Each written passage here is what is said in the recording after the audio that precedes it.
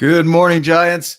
Have you ever wondered what it takes to stop being lazy? You're going to want to, something. You're going to want to watch this episode.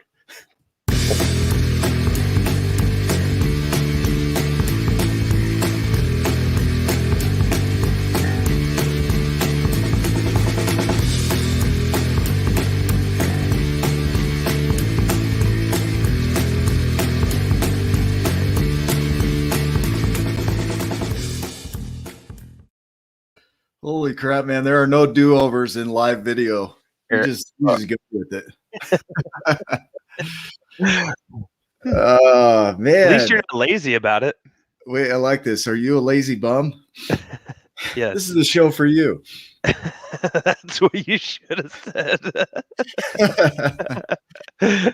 And six people hop on. Yeah, I am. Oh, yeah, I am. Oh, it's like you made the show for me. I did. I think I made this show for me too. Man, what a construct, laziness, right? This idea of we're lazy. I read this morning that America is the most overworked country in the world. Like, we work more hours and take less time off than any other country in the world. And people feel burned out. Let me know when you're done.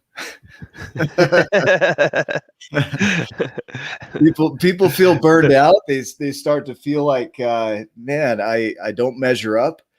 And a lot of research recently is stepping into this because it's a challenge. It's a mental challenge. It's even the idea of the word lazy. If we identify as lazy, then we start to feel and live into that as though we're not good enough. And we live in an environment, I know, with work where there's a measure of performance that you're expected to live up to. And then when you don't live up to somebody's expectation of performance, then you're labeled as lazy, right? Well, what level of performance are we measuring? Yeah. Like who gets to decide that? Who are those people? Yeah, I don't know if there's like a standard test of you're flat out lazy because of this, and this, but it's subjective, really. And like so society makes it up, or whoever's doing the judging. Is that yeah. Ryan, quit judging me. I'm not lazy. I have judgy eyes. But laziness, if we were to reframe that, it's energy conservancy. We're conserving energy. If we were to go back into caveman times and you were trying to find food, you would have to conserve energy. And it would be a natural state for you to go into so that you wouldn't burn up all your energy to go out and produce food. And so here we are in this space that it costs energy for us to be productive. It takes energy for us to do that. When we go from a level of non-performance to performance, then there's this boost of energy that has to go into that. And it takes almost more energy to get it started, like a cold engine in a car. It takes more energy to get it started than it does to maintain it. Mm-hmm. And so if you're already in activity, it's pretty easy to maintain activity. But if you're going from a cold start and you're tired and you don't have the energy to do it, then it's going to take more. And so how do you transition really from that conserving energy? Let's label laziness as conserving energy. That's nice. Yeah, you're conserving energy. And then you want to go into a level of performance. If you go all in, you might feel a little burned out. You might feel a little resistance. You might feel a little unmotivated about that. But if you can do one small thing, just one thing, then that opens the door for another. And then that opens the door for another and another and another until you add to it. And over doing that builds habits as well. Right. I want to see some of these comments here. I have to learn to let myself conserve energy. Yeah, think about this, Aaron. I want to pull this one up.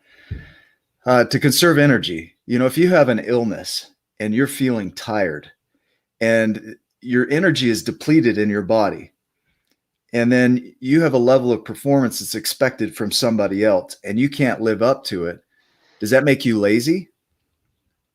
I mean, if somebody has fibromyalgia or they have MS or they have another disease or illness that causes them to be sapped of energy and they're not able to perform at the level of others, but we call them lazy.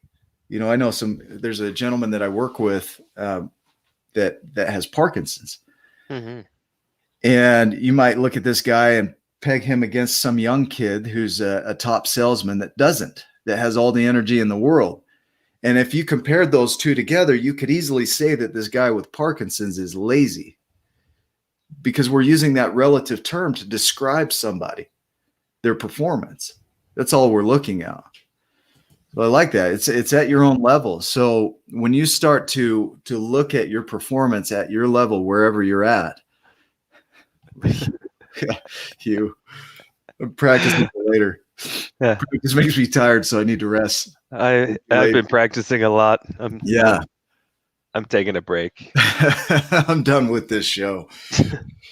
Yeah. So, hey, I got a question though too. Like, so what about what leads to laziness too? If you understand like the psychology and things like that, what does fear lead to laziness? Yeah. So think about anxiety. I feel anxiety right now this morning. It saps my energy. I get this boost of energy initially, but then the cortisol kicks in and it saps my energy. And then I feel really tired. And so from that space to create from there could be really difficult. So if you're having anxiety or you feel depression, then you're going to have this loss of energy in a way. And so the way to work with that is to take tiny steps, to do something, any kind of activity. In my book, The Art of Accomplishment, I talk about this guy that did one push-up, one sit-up, one jumping jack. That was his goal for life. Every day he committed to doing at least just one of those things. And so if he did one, sometimes he'd want to do 100. But at a minimum, up out of bed. Yeah, there you go. You're not lazy, you're succeeding. So I think having some leniency around it, the word lay, right? To lay down is to rest. It also means like a lay person, like unable to comprehend, like a lay person. It was used by clergy back in the day. Like, we're the clergy, we're the smart ones, you're just a lay person, right? So we're going to label you as lazy because you don't understand the world the way we do. And so, man, maybe it's not a case that you're lazy. Maybe you are tired. Maybe your energy does want to be conserved. And so what leads to it, going back to your question, you could reach burnout. You could be pushing so hard that you burn yourself out. And then you want to have a lazy day. I just want to take a break. So having some grace around the idea that you're going to get tired as you do things. There's going to be days where you want to stay in bed to conserve energy. What about the lack of motivation? How does that tie in? Lack of motivation. That's another interesting word, right? Motivated. I'm motivated. Like, I feel like doing anything. I'm motivated. Another state of mind, right? Another way of choosing how to see the world. Like, what does motivated mean even? Like, people say pretty consistently, if I feel motivated, I'll do things. Well, what does that mean? It means a mindset, right? Mm-hmm. Like, if I choose into this attitude of I'm going to get some stuff done, you're going to get some stuff done. You might also choose into the attitude of being unmotivated to not get stuff done. I did like, Deb had said in the comments about a state of, being like I am. Yeah. Instead of owning it like that, like I am lazy, it's like I feel lazy, or right. And like I understand, like, hey, you know what? Sometimes we are. Sometimes we feel that way. It comes up. But instead, maybe reframing that, saying I feel lazy instead of I am lazy. Yeah. And then feeling through that, and then start working through it. I thought for motivation, like write down a list of the things that the desires and the goals that you want, more than anything that push you a little bit, that make you feel or differently. Yeah. And reasons why, to things you want to accomplish. there's a book called Laziness Does Not Exist. It's a new book, but it talks about the work ethic in America. And Jen brought up resistance level. When you have resistance level, it's because you're being asked to perform at a level that doesn't align for you. Yet when you don't perform at that level, that's what you're measured against. So if there was a scale for laziness, it would be measured against that level of performance. Hmm. But let's say we take a tribe member who's never seen a business, Fortune 500 company, maybe he's Aboriginal, he's living out in Australia, and we make him a CEO of a Fortune 500 company. His context for life is that he's got a tribe and he's got all these things for him. And we put him into the level of being a CEO of a company and he doesn't perform. And we're like, that guy is lazy, right? And he might feel some resistance, like, I might not know how to do this position. But we say, no, you need to do this position. You are a chief over here. You could be a CEO over here. And we put him into this area, this arena that doesn't fit. And then we measure him against that or her. Mm-hmm. And we say they're lazy. So the whole construct of what laziness is one of the first things that you got to overcome is, what does it even mean to be lazy? And two, look at the research on laziness, because what they're finding in research is that our brains are designed for efficiency.